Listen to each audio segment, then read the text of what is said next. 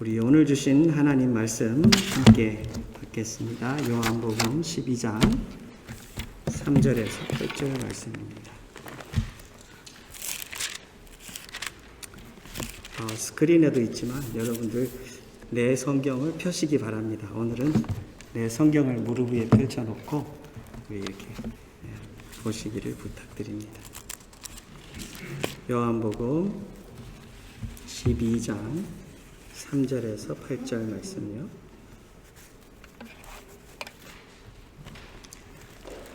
오늘은 교독하겠습니다. 제가 홀수절 읽고 여러분들이 짝수절을 읽으시면 좋겠습니다. 제가 3절부터 읽겠습니다. 마리아는 지극히 비싼 향유 곧 순전한 나드 한 근을 가져다가 예수의 발에 붓고 자기 머리털로 그의 발을 닦으니 향유 냄새가 집에 가득하더라.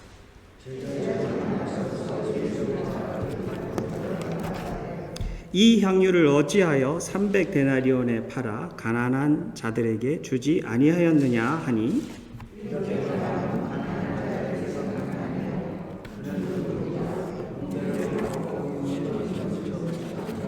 예수께서 이르시되 그를 가만두어 나의 장례할 날을 위하여 그것을 간직하게 하라.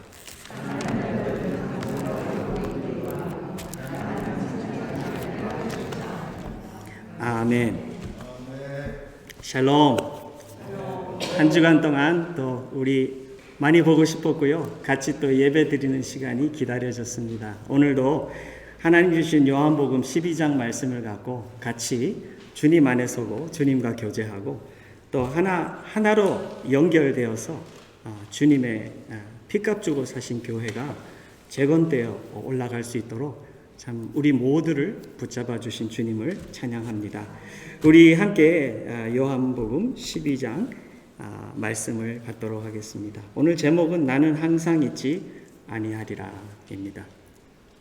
저는 이 말씀을 묵상하면서 참 많이 은혜를 받습니다. 요즘 요한복음이 얼마나 맛이 있는지 하루하루 묵상을 해 나가면서 묵상 속에 보여주시는 예수님 자신이 자신을 보여주시는 그 모습들 하나하나를 받으면서 다시 주님과 나의 관계가 생각이 되고 다시 정리가 되고 그러면서 주님 앞에 가까이 가고 주님과 깊이 교제하는 그런 시간들이 되었습니다. 이 본문 말씀은 12장이 시작되는데 여러분들 요한복음은 21장으로 되어 있는 거 아시죠?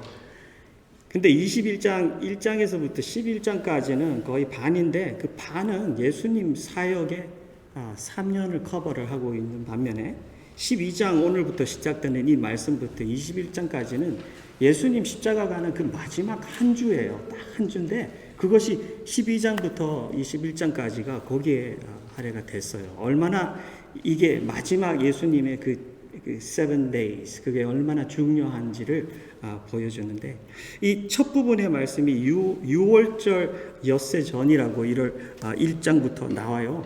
베다니에 예수님께서 여기 오셔가지고 여기에서 예수님을 위한 잔치가 벌어집니다.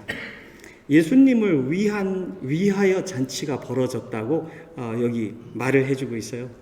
여러분들 성경에 어디에 예수님을 위한 잔치가 있습니까? 그죠?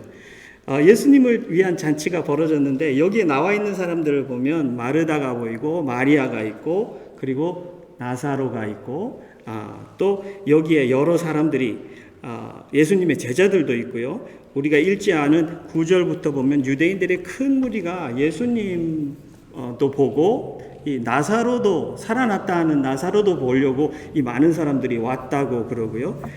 이 속에 들어온 사람들이 참으로 많습니다. 오늘 말씀 속에 들어있는 그 예수님의 음성을 들으면 이 메시지 속에 뭐가 중요한지가 느껴집니다. 근데 우리가 그 가기 전에 이 잔치의 분위기가 어떤지 함께 먼저 듣고 그리고 메시지 안으로 들어가도록 하겠습니다. 잔치하면 뭐 하는 거죠? 기쁘다? 슬프다? 예? 기쁘다. 예. 잔치는 기쁜 것이에요. 이 잔치가 기쁜 곳인데 여기 베다니라고 되어 있고요. 마태, 마가복음 읽어보면은 이 예수님의 잔치가 마리아, 마르다, 그리고 나사로 집이 아니었어요. 누구 집이냐면은 나병 환자 시몬의 집에서 이 잔치가 있었다고 그렇게 기록을 해줘요. 자, 그러면 나병 환자의 집에서 잔치를 한다? 우리는 그냥 읽고 지나가는데 사실 말이 안 되는 말이잖아요. 이스라엘 백성들의 나병이 걸리면 어떻게 되었죠? 동네 밖으로 쫓겨나서 격리됩니다. 못 들어옵니다. 사회적으로 잘립니다. 거의 더 이상 대화하지 못합니다. 관계하지 못합니다. 그런데 이 사람이 버젓이 자기 집에서 잔치를 벌이고 예수님을 모시고 예수님을 위한 잔치를 베풀었다. 이건 무슨 말이죠? 이 사람이 한때 나병 환자였지만 예수님께서 낫게 해주셔서 그 은혜로 이 사람이 사회에 들어올 수 있었고 자기 집에서 살 수 있고 자기가 이렇게 잔치를 벌여서 감사하고 예수님을 위한 그런 잔치를 할 수 있는 것을 자기 집에서 그렇게 할 수 있는 그 은혜가 있는 잔치예요. 그렇죠? 사실 이 나병이라는 것은 한 사람에게는 죽음이나 마찬가지입니다. 왜냐하면 사회에서 잘렸는데 더 이상 내 식구도 만날 수 없고 볼 수 없고 내가 즐겨 하던 것도 할 수 없고 일도 할 수 있고 할 수 없고 꿈도 가질 수 없고 나는 그냥 매일매일 어떻게 내가 서서히 죽어갈까 그것만 생각해야 되는 것이 나의 삶이었는데 예수님의 은혜로 낫게 되고 나의 삶에는 새로운 삶이 새로운 챕터가 펼쳐진 거예요. 그러니까 이 은혜는 무슨 은혜다? 새로운 챕터를 주신 그 예수님께 감사드리는 그런 잔치예요. 또 여기에는 누가 있다? 예? 이 잔치가 있게 한지 전에 누가 살아났죠? 나사로가. 예수님께서 나사로가 죽어간다는 소식을 듣고도 이틀이나 더 거기에서 머무시고 그러면서 이 죽음은 죽음으로 끝날 병이 아니다라고 말을 하십니다. 그래서 예수님이 왔는데 보니까 벌써 죽은 지 나흘이 되었다. 하루, 이틀, 사흘, 나흘, 4일이 됐어요. 마르다에게 사람들과 함께 가가지고 저기 돌문을 열어라 하니까 벌써 4일이 돼갖고 썩어갈 텐데요 라고 말을 하던데. 그런데 거기에서 예수님께서 나사로야 나와라. 예수님께서 생명의 주인이신 예수님께서 그를 살려내시는 그것을 직접 체험한 이 모든 사람들이 아니에요. 마리아와 마르다 그리고 나사로가 여기에서 같이 잔치를 합니다. 여러분들 그러면 이들에게는 무슨 잔치예요? 기쁨의 잔치고 그죠? 죽었다 살아온 My brother is not dead anymore. 이제 더 죽은 게 아니고 살아서 우리와 함께 있으니까 얼마나 기쁘겠어요. 예수님 모시고 그 잔치가 여기에서 일어나는 거예요. 그래서 이 사람들이 바쁩니다. 마르다는 여기서도 일을 합니다. 전에는 예수님 마리아와 마르다가 그 책망을 받았잖아요. 마르다가 그죠? 예수님께. 근데 여기서는 예수님께서 책망하지 않아요. 그 이유는 뭘까요? 마르다의 감사의 표현이고 사랑의 표현이기 때문에 이 섬김은 참으로 하나님의 나라의 것이고 하나님께서 기뻐하시는 것이고 예수님도 여기서 기뻐하시는 거예요. 그러니까 여기서 책망받지 않아요. 이것은 잔치의 모습이에요. 그리고 나사로는 뭐 하고 있었어요? 예수님과 옆에서 함께 앉아서 있습니다. 여러분들 이거 생각하면 잔치에서 이건 뭐 하는 걸까요? 가장 은혜를 많이 받은 죽음에서 살아난 그 나사로가 예수님 옆에서 예수님과 함께 교제하면서 같이 대화를 나누면서 그죠? 거기에서 교제하면서 함께 서로를 즐기고 있는 이 교제가 또한 아름다운 모습입니다. 그리고 나중에 또 이야기하겠지만 마리아가 여기에 와가지고 마리아의 그 귀한 향유를 붓는 그런 스토리가 나옵니다. 여러분들 이게 지금 이 베다니에서 있는 잔치의 분위기고요. 그리고 지금 시대라 그럴까요? 지금 이때의 배경은 이렇습니다. 여러분들 11장 57절의 여러분들 성경 보세요. 12장 우리 오늘 3절부터 읽었는데 11장 57절은 그 바로 전장 마지막 절이에요. 같이 읽어볼까요? 시작.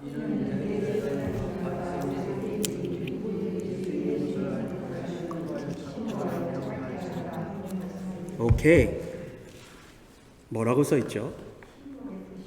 대제사장들과 바리새인들이 누구든지 예수 있는 곳을 알거든 신고하여 arrest, 잡아들여라. 그러면 이스라엘 지금 예루살렘에서부터 지금 이 대제사장들과 이 바리새인들의 말은요 법과 같은 거예요. 누구든지 들으면 그를 잡아와야 돼요. 내가 봤는데 안 잡으면 그도 같이 이 사회에서 쫓겨나는 거예요. 그렇죠? 맹인이었던 자, 그 부모님들도 똑같은 말을 하잖아요. 자기도 해를 당할까봐 두려워서 아무 말을 하지 못했다라고 기록을 하는데, 여기 지금 사회가 이렇습니다. 그리고 이 배단이라는 것은 6월절 우리가 지금 예루살렘으로 사람들이 다 모여갑니다. 어마어마한 숫자가 모여갑니다. 그 이스라엘의 그 유대인 역사가로 유명한 크리스천들도 그렇고 크리스천이 아닌 사람들도 그렇고 이 조시퍼스라는 사람, 역사가인데, 이 사람은 그 사람 자체가 믿는 사람은 아니에요. 근데 그 당시에 가장 인정받는 그 역사가, 지금까지도 그 조시퍼스라는 사람이 쓴 것을 굉장히 크게 보면서 신학자든 역사가든 모두가 그 사회의 배경을 볼 때 이 사람의 자료를 굉장히 많이 보는데요. 이 사람이 예수님에 대한 이야기도 썼고요. 근데 그 당시 그 6월절에 예루살렘에서 죽어가는 양의 숫자가 이 사람의 기록에 이 한 해 6월절 속에 27만 6천 마리, 27만 6천 마리의 양이 죽어가는 거예요. 이 제사를 드리려고. 그러면 이 사람들이 여기에 왔고 6월절에 그 크지도 않은 성전에 들어와서 양의 목을 따고 여기에서 성전에서 예배를 드리기 위해서 27만 6천 마리의 양을 죽이려면 여러분들 하루에 몇 마리씩 잡아야 될 것 같아요. 여러분들 이건 끊임없이 긴 줄이고요. 예수님이 호산나 하면서 나중에 들어가지만요, 팜추리 들고 사람들만 나왔는데 사실 저는 그거는 정확한 그림은 아니라고 생각해요. 그때의 주위에 양의 숫자도 사람 숫자만큼 많았고, 사람들의 호산나 소리만큼 양 새끼들의, 어린 양들의 매 하는 소리까지도 어마어마했을 거라고 저는 생각이 됩니다. 이게 배경이에요. 그죠? 제가 이 배경을 이렇게 장황하게 말씀드리는 이유는 베다니가 그 예루살렘에서 5리밖에 안 됐다. 영어로는 2마일밖에 안 됐대요. 2마일이면요, 이 대사자장들과 바리새인들이 바로 뛰어와서 잡을 수 있는 곳이고요. 여기 사람들이 이렇게 많이 예수님 만나고 자꾸 이름 생각이 안 나지. 나사로를 보려고 저 사람이 진짜 살아났네, 밥을 먹네, 저 사람이 이렇게 대화를 하네, 그거를 보려고 이 사람들이 이렇게 많이 왔으면 굉장히 위험한 배경이에요. 지금 이 잔치는 이 속에는 즐거울지 모르지만 그때의 배경은 너무나도 위험한 거예요. 예수님도 그렇고요, 여기에 있는 사람도 그렇고. 오늘 이 메시지 끝에 11절에 보면은 이제는 예수님만 죽이는 게 아니라 나사로도 죽이라고 대제사장이 말합니다. 그가 살아난 예수님이 메시아인 증거가 너무나도 버젓이 뚜렷하게 살아서 걸어다니기 때문에 너무 많은 사람들이 믿으니까 이제는 그것이 두려워져서 그 증거까지 죽이라고 합니다. 여러분들, 이 정도가 배경입니다. 오늘 이 배경을 두고 여러분들이 생각하시기 바랍니다. 예수님이 오시고 이 속에 많은 사람들이 있는데, 예수님이 참 이 잔치 속에 있음으로 인해서 오늘 전 본문을 읽고 또 읽고, 전에는 이런 것이 잘 안 보였는데 이번에는 이게 특별하게 보였어요. 그게 뭐냐면 여기에 참여한 모든 사람들의 마음이 표면화되어 버렸어요. 이 요한복음 읽으면 여러분들 제일 첫 장에 이 요한복음 전체를 너무나도 잘 간략하게 설명해 주는 그것이 1장 1절부터 18절까지 쫙 나오는데요. 그 중에서 여러분들 설명된 거 제가 읽어드릴게요. 그냥 제가 읽어드린 거 들으세요. 빛이 어둠에 비치되 어둠이 깨닫지 못하더라. 예수님이 지금 베다니에 들어왔는데요. 이렇게 이스라엘에 들어왔는데 빛이 들어왔어요. 그런데 아무도 깨닫지 못했어요. 좀 더 내려가니까 참빛 곧 세상에 와서 각 사람에게 비추는 빛이 있나니. 예수님이 참빛이래요. 그리고 예수님은 각 사람들에게 빛을 비춘대요. 그죠? 빛을 비추는 빛이 있나니 그가 세상에 계셨으며 세상은 그로 말미암아 지은 바 되었으되 세상이 그를 알지 못한다. 예수님이 들어와서 그 빛을 비추는데 그들은 예수님이 참빛인지 알지 못했다. 11절에 자기 땅에 오매 자기 백성이 영접지 아니하였다. 12절에 보니까 영접하는 자, 곧 그 이름을 믿는 자들에게는 하나님의 자녀가 되는 권세를 주셨다고 합니다. 오늘 이 본문 말씀에는 출연하는 인물들이 많습니다. 근데 여기 인물들은 예수님이 들어와서 그들에게 빛을 비추는 그때에 그들의 마음이 다 표면한 거였어요. 마리아와 마르다 그리고 나사로 그리고 이 시몬 이들은 다 예수님을 위한 잔치를 베풀면서 그들의 주된 포커스, 그들의 심장의 포커스는 오직 예수입니다. 마르다가 밖으로 나가가지고 거기에서 잔치를 준비하고, 그죠? 여러 일들이 일어날 수 있도록 오직 예수님께 초점이 맞추면서 일어날 수 있도록 여기에서 일들이 일어나요. 그런 반면에 다른 사람들의 마음은 다른 색깔로, 다른 모습으로 모두 나타납니다. 오늘 예수님 말씀을 보면서 참 예수님께서 이 스토리 속에 인부 본문 말씀에 부여하신 몇 가지 의미를 함께 받으면서 우리 신앙생활에 힘을 얻기를 원합니다. 예수님이 여기에 잔치에 들어왔는데 마리아가 순한 나드 한 근을 가져다가 비싼 향유를 별로 크지도 않아요. 그죠? 정말 요만한 그 향유를, 그런데 이것은 너무나 비싸야 돼요. 그 당시 인디아 아니면 차이나에서 사람들이 비즈니스를 하면서 목숨을 걸고 왔다 갔다 하면서 그것을 가져와야 되는 귀한 것이기 때문에 이것은 요만큼만 있어도 이것은 한 노동자가 1년을 일을 해야 되는, 오늘날 같으면은 3만 불, 4만 불 그 정도 되는 그런 것이고, 많이 여러분들 이 스토리 들으면 목사님들이 이렇게 말씀하시죠. 이것은 한 처녀가, 이 처녀니까 한 처녀가 자기의 결혼을 준비하기 위해서 모으는 그런 향유다. 맞아요. 그 말씀 맞아요. 그런데 이 향유는 또한 죽음을 준비하기 위해서 쓰이는 그 향유이기도 합니다. 그래서 나중에 아리마대 사람 요셉이 예수님의 시신을 받아가지고 이 향유를 가지고 하는데 거기에도 사용이 됩니다. 근데 이 향유라는 것이 참 중요한 거잖아요. 그죠? 근데 예수님이 여기 왔는데 이 마리아는 주로 말이 없어요. 그죠? 이상하단 말이야. 그죠?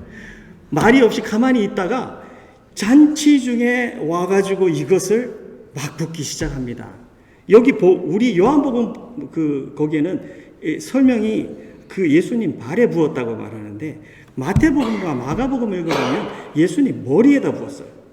여러분들 이 귀한 것을 예수님 머리에서부터서 부어갖고 이게 발에까지 내려가고요.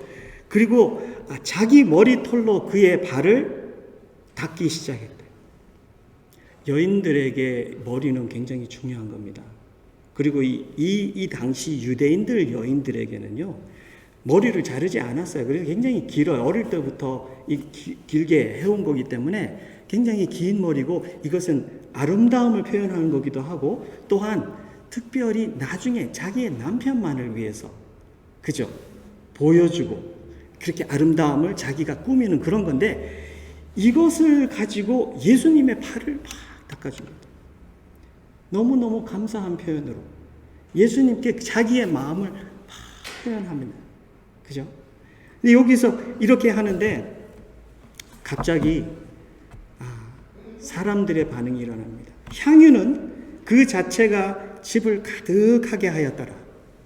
저는 이것을 표현한 그 향유의 냄새뿐만이 말하는 게 아니라 영적으로 그 주님을 사모하고 사랑하는 그 마음이 향유의 비교되어 갖고 그 방을 가득하게 채웠다라고 설명하는 것 같이 느껴졌어요. 그런데 여기에 제자들과 사람들의 옆에 있는 사람들의 그 눈이 너무 이상하게 쳐다보는 거예요. 사실 그럴 것 같아요. 상식적으로 잔치를 하고 있는데 갑자기 어떤 여자가 들어와가지고 예수님 머리에다가 기름을 붓고 그것도 비싼 향유를 가지고 머리부터 발끝까지 하고 그리고 자기 머리로 그것은 사실 그 당시에 가장 낮은 종만이 하는 일이래요. 자기 머리로 아니 자기 발로 자기 손으로 이 손님 아니면 게스트의 발을 닦아주는 것은 가장 낮아진 그 모습을 보여주는 건데 이 여인은 종 같아 보이지도 않은데 이 여인이 자기가 이 모든 귀한 일들을 최고를 쏟아가지고 예수님께 붓는데 식사를 하다가 모든 사람들이 어떻게 됐겠어요? 이렇게 됐을 것 같아요. 이 잔치 지금 망가뜨리는 일을 하는 저 여인이 누군지 쫓아내라. 막 이런 것들 목에까지 다 올라왔을 거예요. 그죠? 근데 그 중에서도 이 본문의 초점이 간 사람은 가룟 유다입니다. 가룟 유다가 이렇게 말을 합니다. 이 향유를 어찌하여 300데나리온에 팔아 가난한 자들에게 주지 아니하였느냐. 가룟 유다가 요한복음에 지금 처음으로 등장을 하고요. 처음으로 입을 띄어서 말을 하는데 아주 의미심장한 말이 여기에 나옵니다. 이 말을 얼뜻 들으면 가룟 유다의 마음이 가난한 사람을 굉장히 사랑하는 사람같이 들려요. 그런데 가룟 유다가 하는 이 말은 파괴적이고요. 예수님을 포함하지 않은 그런 예수님에 대한 생각이 없는 말이고요. 그리고 이것은 다른 사람들이 예수님을 섬기다가 이 말을 듣고 상처를 받아서 그 다음에는 하지 못하게 되는 그런 일을 할 수 있는 그런 말인데요. 이 향유를 어찌하여 300데나리온 팔아 가난한 자에게 주지 않으냐. 아깝다는 말이죠. 그죠? 아주 간단하게 말을 하면 아깝다라는 말인데, 근데 이 말은 원래가 무슨 뜻일까요? 이 본문에 뭐라고 써있죠? 6절에 보니까 이렇게 말함은 가난한 자들을 생각함이 아니요 그는 도둑이라 돈꾀를 맞고 거기 넣는 것을 훔쳐가미러라. 지금 이 요한복음을 기록한 이 사도 요한이 알 정도면 다른 제자들도 다 알고 있었겠죠. 예수님은 말할 것도 없고 자기만 다른 사람 모른다고 생각하고 있겠죠.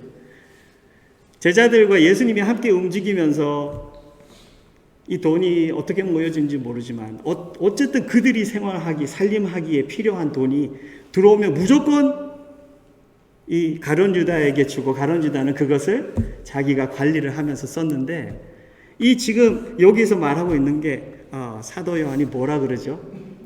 예? 가룟 유다는 뭐라? 도둑이라. 왜요? 이 일을 맡았으면 이 돈은 누구의 돈인데? 예수님의 돈이고 이 공동체의 돈인데 이것을 자기 돈인 것 같이 자기의 뜻대로 사용하고 그렇게 매니지를 했다는 거죠. 근데 여기서 보여주는 게 하나 중요한 게 있는 것 같아요. 도둑이라고 말할 때 그리고 지금 이 가룟 유다는 누구하고 비교가 됐죠? 전체를 다 주는 마리아하고 비교가 되어가지고 여기 지금 가룟 유다가 카메라의 포커스를 받고 있습니다. 가룟 유다가 말하는 것은 굉장히 합리적이고 이성적입니다. 그 자리에 있던 누가 들어도 저 옳은 말 잘했네 라고 말할 수 있는 말이에요. 저 말은 나도 하고 싶은 말인데 저거 아깝다. 아무리 예수님이 이 자리에서 꽂히고 주인이긴 하지만 3만 불짜리 향유를 뜯어갖고 그의 머리에 부어서 한 방에 날려보내는 것은 너무하지 않은가? 이런 말을 하는 거예요. 그죠? 이런 말을 그 마음속에서 끄집어내갖고 하고 있는 거예요. 그리고 가룟 유다는 굉장히 가난한 자를 위하고 그들과 함께 서 있는 건데, 서 있는 것 같이 보이는 그런 말을 하는데, 사실 가룟 유다는 그런 일을 했다라는 말이 아무데도 없어요. 그리고 그런 일을 하지 않았어요. 그렇다면은 자기는 하지 않으면서 다른 사람은 왜 너는 그렇게 하지 않느냐라고 말을 하고 있고요. 또 가룟 유다가 생각하고 있는 건 뭘까요? 도둑이라고 하는 것은 그거를 팔아가지고 그냥 예수님에게 3만 불 줬으면 이것은 어디로 온다? 그거 내 주머니로 오고 내가 관리를 하면서 내가 뺏을 수 있는 돈이 더 많아져. 지극히 나 중심적인 사람이에요. 그리고 이 마태복음 26장에 보면 잔치가 끝나고 난 뒤에 예수님이 여기에서 이 여인을 그만둬라라고 하고 이 본문의 메시지를 다 말하고 난 뒤에 이렇게 말을 해요. 그때에 12 중에 하나인 가룟 유다라 하는 자가 대제사장들에게 가서 말하되 내가 예수를 너희에게 넘겨주리니 얼마를 주려 하느냐. 그들이 은 30을 달아주거늘 그가 그때부터 예수를 넘겨줄 기회를 찾더라. 여기에서도 돈 이야기, 거기에서도 돈 계획. 이가 가지고 있는 관심은 온통 돈과 물질밖에 없어요. 예수님의 제자고 예수님을 지난 3년 동안 따라다녔고 예수님이 하시는 사역을 다 봤고 예수님의 말씀을 들었고요. 죽은 자 살려내는 것도 보았고요. 예수님을 모두 체험했고 예수님과 함께 자고 먹고 그냥 항상 돌아다니면서 했는데 이의 마음은 아직도 예수님이 누군지 알지 못하더라. 아직도 예수님께서 나에게 빛으로 오셨고 참 빛이고 생명이고 그 없이는 나는 살 수가 없는데 그가 생명을 살리는 것도 봤고 그가 하시는 모든 일을 봤고 그의 메시지까지도 다 들었는데 이의 마음은 지극히 너무 적나라하게 표면화됐는데 그 표면화된 마음의 내용은 뭐죠? 예수님보다 더 중요한 것은 뭐다? 나에게 돈입니다. 예수님이 나 먹여 살려주는 거 아니지 않습니까? 예수님은 내가 팔아서라도 돈 챙길 겁니다. 라는 생각이 머릿속에 있어요. 저는 이게 정말 가룟 유다에게만 준 메시지가 아니라 이거는 우리 모두의 심장을 깊이 찔러주는 우리의 메시지라고 느껴집니다. 마리아와 가룟 유다가 비교가 되면서 가룟 유다는 예수님보다 물질이 더 중요한 예수님 따르는 삶을 살았고 마리아는 나에 있는 모든 것을 다 주면서 예수님 한 분께 감사와 인정 그리고 그분이 받아야 할 그 영광을 받으셔야 한다고 자기의 모든 것을 준 굉장히 다른 마음이죠. 굉장히 다른 표현이죠. 굉장히 다른 따름이에요. 두 사람 다 제자라 그러면 제자예요.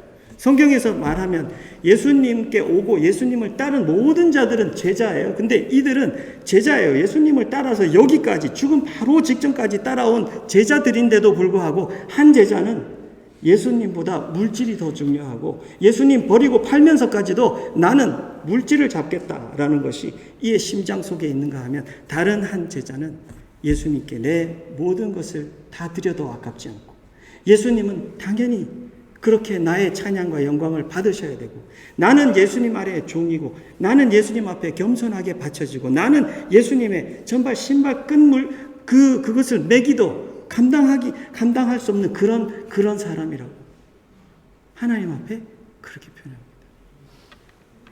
저는 이것이 이 가룟 유다가 단지 그 공동체의 회개를 맡았기 때문에 거기서 일어나는 일만을 말하고 있는 것 같지는 않습니다.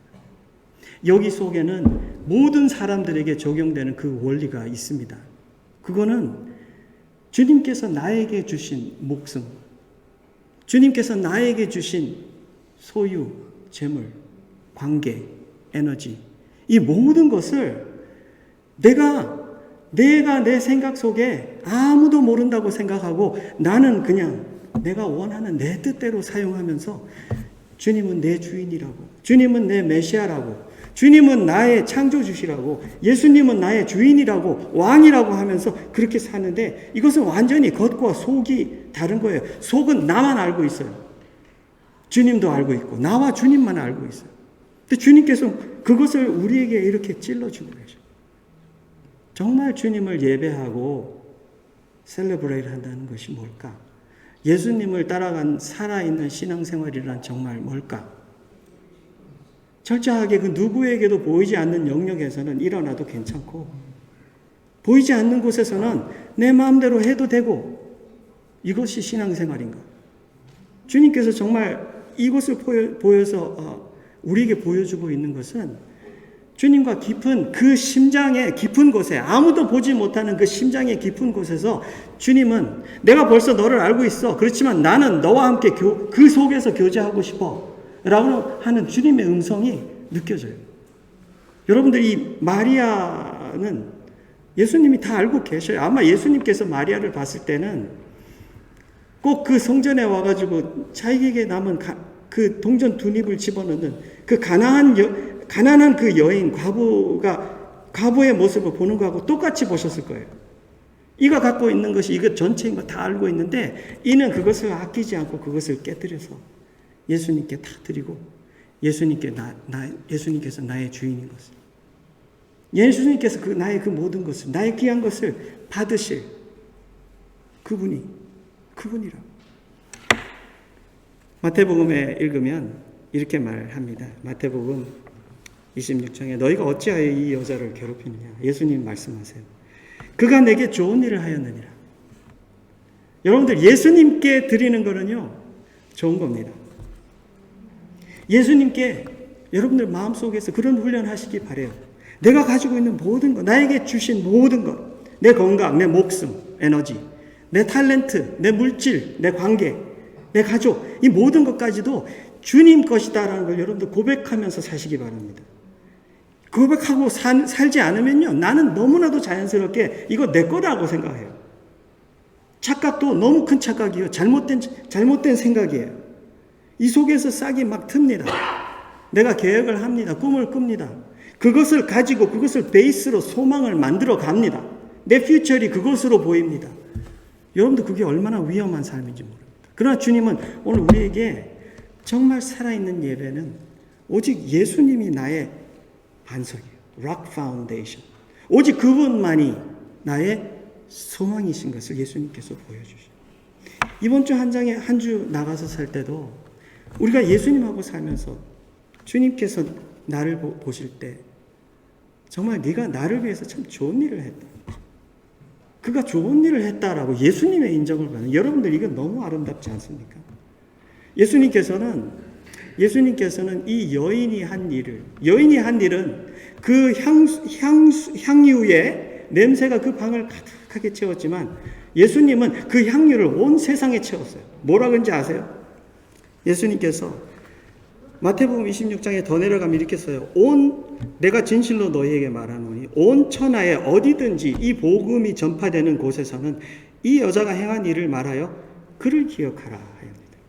와, 예수님이 그것을 얼마나 흡족하게 받으셨으면 생명 살리는 그 복음이 전파되는 그 모든 곳에 이 여인의 이야기도 하고, 예수님이 뭐하고 계셔요? 요한계시록에 말씀하셨던 내가 살려는 그 생명들은 나하고 함께 이 온 생명을, 온 우주를 같이 다스리겠다고 하신 그 말씀, 예수님 지금 하고 계셔요. 나는 작은 그 향유를 이 방에 가득 채웠을 뿐인데, 예수님은 그것을 받으시고 온 세상에 그 향기로움을, 그 천국의 향기로움을 복음과 함께 뿌려주시는 예수님이세요. 여러분들이 하는 그 일들요, 아무도 모르는 것 같은데 주님은 아십니다. 여러분들이 주님을 위해서 하는 일들요, 여러분들 힘 얻기를 바랍니다. 힘 얻으세요. 여기에 가룟 유다와 같이 굉장히 공격적인 말을 합니다. 교회에서, 세상에서 주님께 드리려고 귀한 마음 준비해갖고 하는데요, 딱 한 마디 집어던집니다. 누군가가 집어던집니다. 굉장히 합리적이고 이성적인 말을 합니다. 누가 들어도 그것은 옳은 말이야라고 고개 끄덕끄덕 할 만큼 그런 이야기들을 던집니다. 그런데 그 속에는 이 본문이 말한 대로 이것은 가난한 사람을 생각한 것도 아니고 더더욱 예수님을 위해서 말한 말은 더 아니다. 여러분들 그럼 이건 뭘까요? 요한복음 10장 10절에 이렇게 말해요. 도둑이 오는 것은 도둑질하고 죽이고 멸망시키려는 것보다. 주님의 일을 하려고 하는데 거기에다 무슨 말을 집어넣어가지고 집어 던져서 한 방 칩니다. 그러면 여러분들 그거는 누구 쪽에 서서 하는 거죠? 뭐 하는 거죠? 여기 그는 도둑이라 그랬죠. 이때까지 예수님 따라다니면서 물질 관리해준 그 사람인데 도둑이라. 예수님께서 그 마음을 알고 계신 거죠. 그의 마음은 하나도 나를 위함이 없다. 이 사람은 여기에서 도둑질했죠. 그죠? 죽이고 누구를 죽입니까? 다른 예수님을 섬기려고 하는 그 마음들을 막 죽입니다. 무자비하게 죽입니다. 무슨 말을 해서도 한 방 세게 쳐갖고 저거 다시 못하도록. 저거 하면 나는 어떻게 되는 거야? 생각들이 굉장히 복잡해집니다. 예수님 외에 다른 것들을 생각하기 시작하면 너무 복잡해져. 그러나 여러분들 예수님 한 분을 섬기시기 바랍니다. 교회뿐만 아니라 세상 밖에도 마찬가지입니다. 예수님을 섬기는 사람으로 그 빛이, 그 방향이 뚜렷한 결정을 하기 위한 믿음의 선한 씨름을 하시기를 바랍니다. 신앙인이라면, 산 믿음을 가진 사람이라면 그 씨름을 해야 합니다. 그리고 누가 그런 말을 해도 여러분들 위축되지 말고 주님께 드릴 것을 주님께 드리시기 바랍니다. 주님 것은 주님께 드려야 합니다. 주님 영광 받으시는 거예요. 저 또 하나 놀란 거 있어요. 예수님께서 그가 한 일은 나의 장례할 날을 위하여 그것을 준비했다라고 말씀을 하셔요. 제가 이거 보고 깜짝 놀랐어요. 마리아가 예수님 죽으시는 거에 대해서 얼만큼 알고 있었을까? 그리고 더 예수님 장례에 대해서 생각은 하고 있었을까? 저는 생각이 거의 없었다고 생각합니다. 몰랐어요. 마리아는 예수님을 사랑했고 예수님에 대해서 들어봤지만 예수님이 지금 나이 30대 초반인데 뭐 죽겠어 이런 생각들이 더 들어왔을 것이고요. 나중에 예수님이 하나님의 아들이고 이런 것들을 생각했을 거예요. 굉장히 인간적인 생각들이 많이 들어있었을 거예요.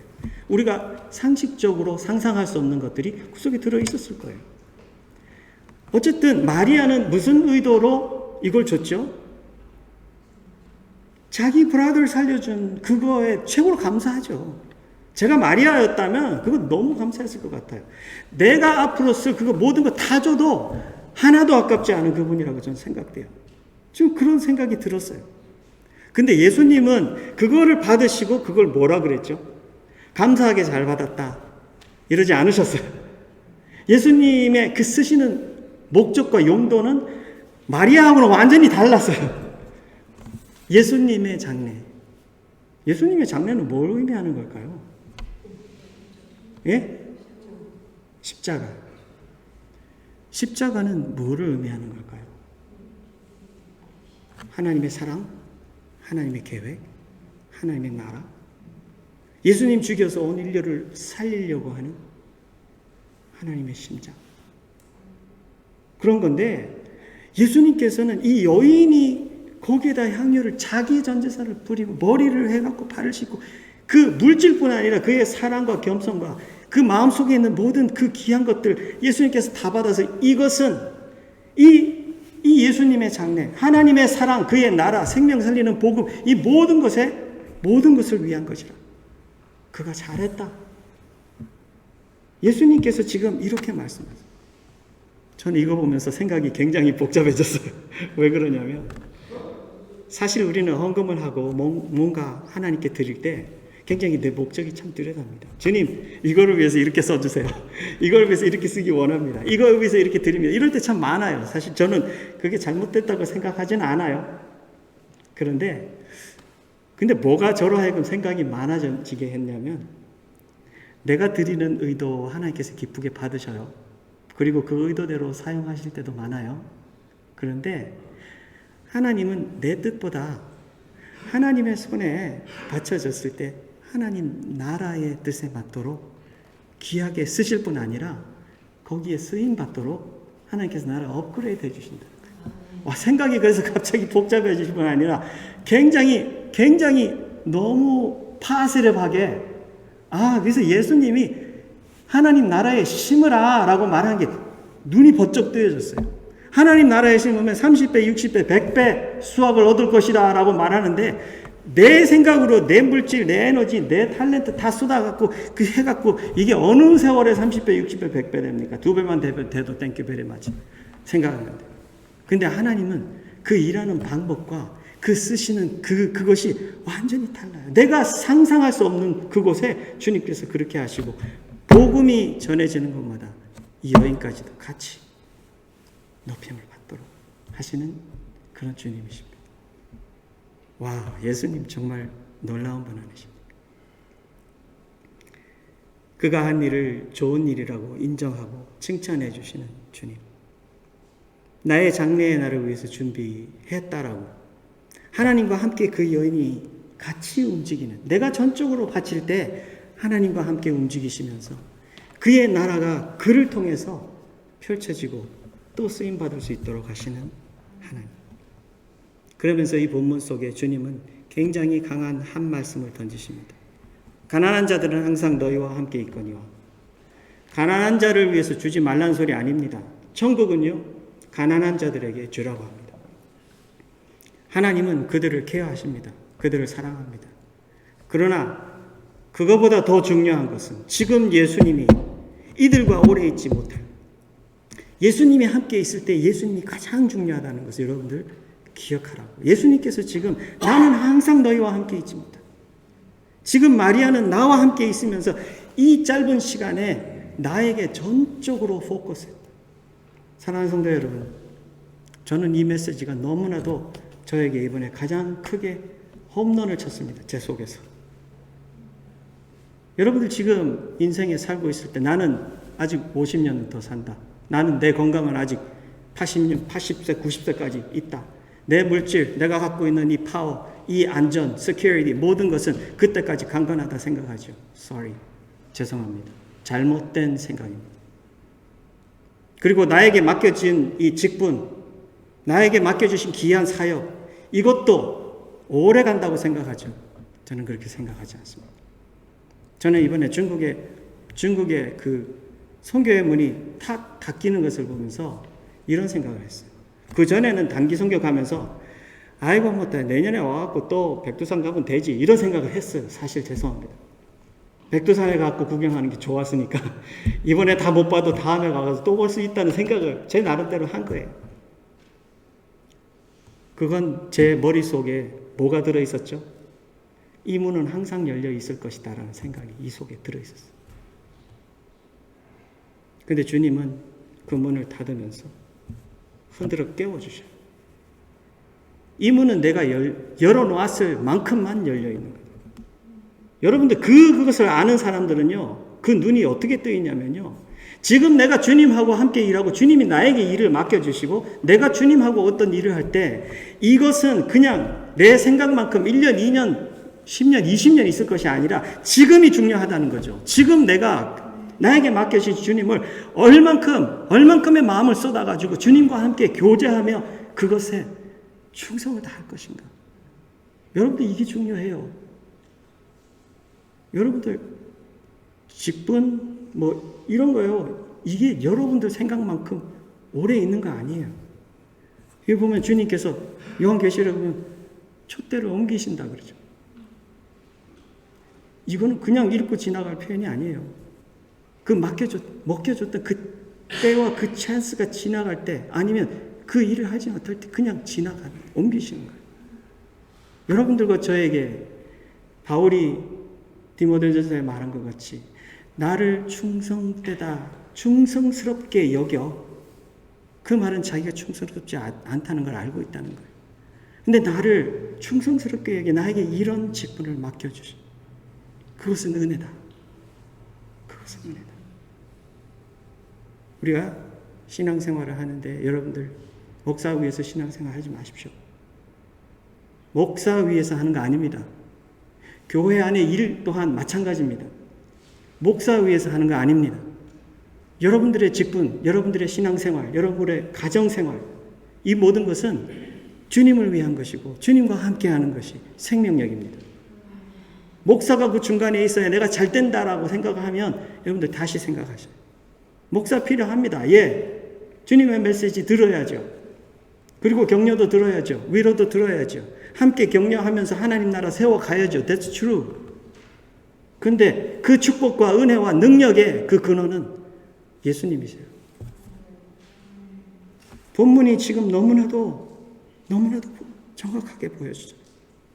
예수님께서 말씀으로 나를 탁 터치하는 순간 내 심장에, 내 마음에 그 깊은 곳에 그 내용은 모두가 표면화됩니다. 여러분들, 우리는 이것을 알기 때문에 하나님 말씀으로 매일 나와야 됩니다. 일터에 가서도 하나님 말씀 펴고 나를 바라보셔요.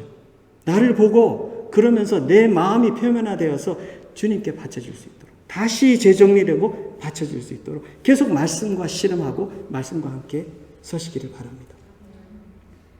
일터도 가정도 마찬가지죠. 그 결과 주님께서 붙으실 거고요. 그 결과 주님께서 인정하실 거고요. 그 결과 주님께서 영광 받으실 줄로 믿습니다. 오늘 이 주님께서 보여주시는 이 귀한 것들 하나하나가 내 신앙생활의 현장을 마구 흔들어서 깨우고, 코로나가 더 이상은 나에게 어떤 핑계가 아니고 이유가 아니고요. 코로나 아니라 코로나 100배 더 힘들고 어려운 것이 와도 내가 주님을 예배하는 삶으로 강하게 서고, 내가 세상에 있건 교회 안에 있건 정말 서로 협력해서 하나님 나라의 그 생명 살리는 귀한 일, 주님을 예배하는 그 귀한 일이 내 삶 속에 힘차게 펼쳐나는 우리 누마가 되시기를 주의 이름으로 축원합니다. 기도하겠습니다. 아버지 하나님, 은혜를 감사합니다. 우리가 무엇이 간데 우리의 마음을 예수님으로 채워주시는 그 생명과 풍요로움을 주셨나이까. 아버지 하나님, 우리가 말씀을 보면서 우리의 마음이 어떤 상태인지 돌아봅니다. 하나님, 우리가 남은 인생이 길다고 생각하지만 그 인생의 길이는 주님만 아십니다. 우리의 사는 인생이 하루밖에 살 수 없는 것 같이 우리가 주님을 바라보고 주님께 온 마음을 쏟고 전심을 다하여서 주님과 교제하면서 천국의 삶을 하나님 풍성하게 살아갈 수 있는 우리가 되도록 하나님 우리 모두에게 은혜 베풀어 주옵소서. 감사드리며 예수님 이름으로 기도하옵나이다. 아멘.